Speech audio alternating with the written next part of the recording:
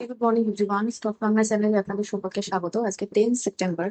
Nifty fifty যেহেতু আগের দিন 24,850-এর উপরে ক্লোজ দিয়েছে, তো সাপোর্ট লেভেলটা 24,800-ই রয়েছে।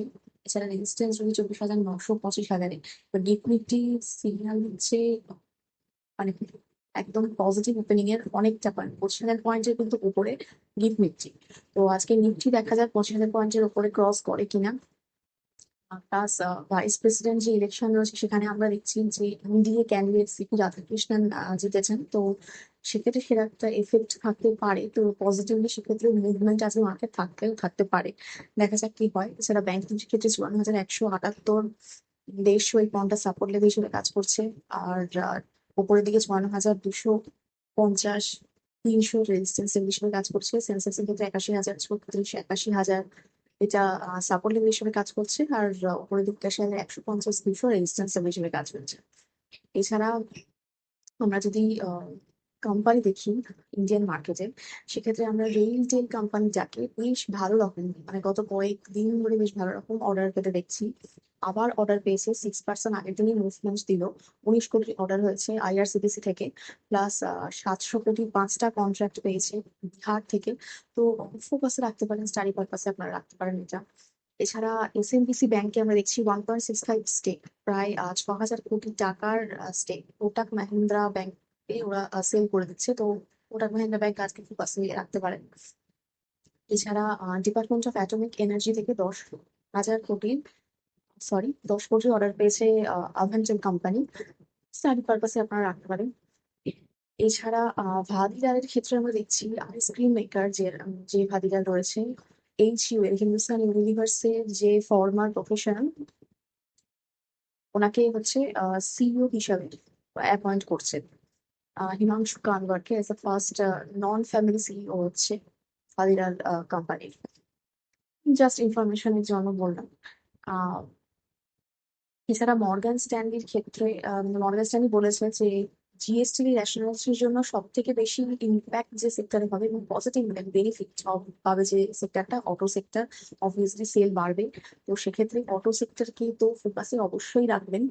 আর তার সঙ্গে সঙ্গে অটো সেক্টরের পার্টস এই সমস্ত কোম্পানিগুলো অ্যান্সিয়ারি যে জায়ান্ট রয়েছে, যেমন আগের দিন নাম ছিল মাদারসন কোম্পানির, মাদারসন সুমি, এই সমস্ত কোম্পানিগুলো অবশ্যই আপনারা ফোকাসে রাখবেন। এছাড়া জিন্দাল স্টেনলেস স্টিলের ক্ষেত্রে আমরা দেখছি প্রোমোটার 11.65 লাখ শেয়ার, শেয়ারের পরিমাণ 11.65 লাখ শেয়ার আবার বাই করেছে। তো আজকে ওটা ফোকাস থাকতে পারে। এছাড়া আমরা দেখছি যে এলজির যে একটা আইপিও আসার কথা ছিল 15,000 কোটির একটা আইপিও, তো সেক্ষেত্রে সেটা 10,000 কোটির আইপিও হিসেবেই আসবে, ভ্যালুয়েশন করে নিচ্ছে।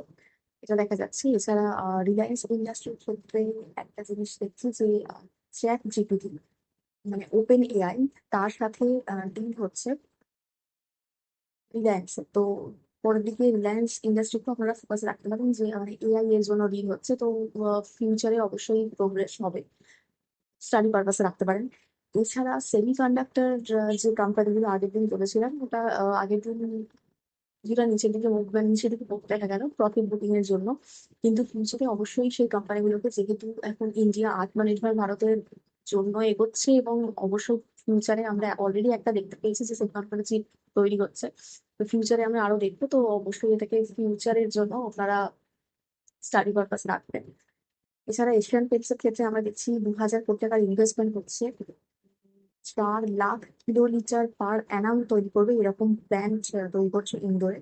তো পেইন্ট ইন্ডাস্ট্রি এশিয়ান পেইন্টস আর তার সঙ্গে সঙ্গে বিল্ড আউট আসার ফলে যে কম্পিটিশনটা ক্রিয়েট হয়েছে, সেই জন্য আর কি এশিয়ান পেইন্টস এর এত ইনভেস্টমেন্ট, ইনভেস্টমেন্ট করলে তো বিজনেস বাড়বেই। তো আপনারা ফোকাস রাখবেন এবং পিয়ার টোটালি পেইন্ট ইন্ডাস্ট্রিতে আর পিয়ার যে কোম্পানিগুলো রয়েছে এশিয়ান পেইন্টস এর সাথে সেগুলো।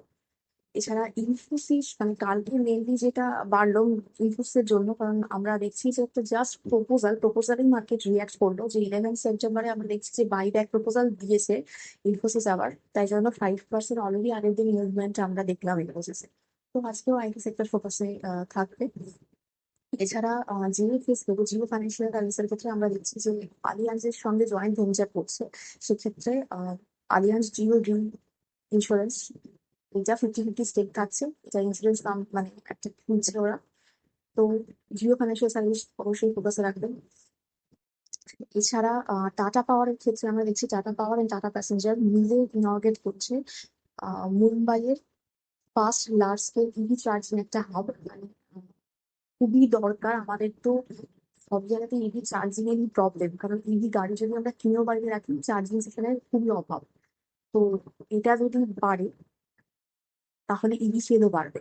সেক্ষেত্রে আহ মানে অটো সেক্টর, যারা এই সেক্টরের আন্ডারে যে সমস্ত কোম্পানিগুলো রয়েছে সেগুলো আপনারা স্টাডি করতে পারেন, স্টাডি করে রাখতে পারেন।